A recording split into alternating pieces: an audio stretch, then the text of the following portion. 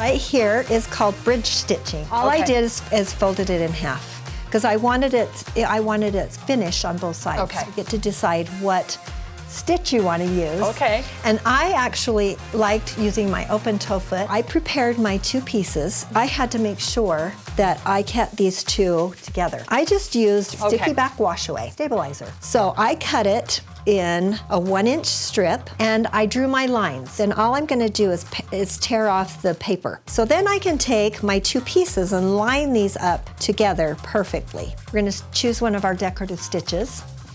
And it's going to be stitch number 2-13.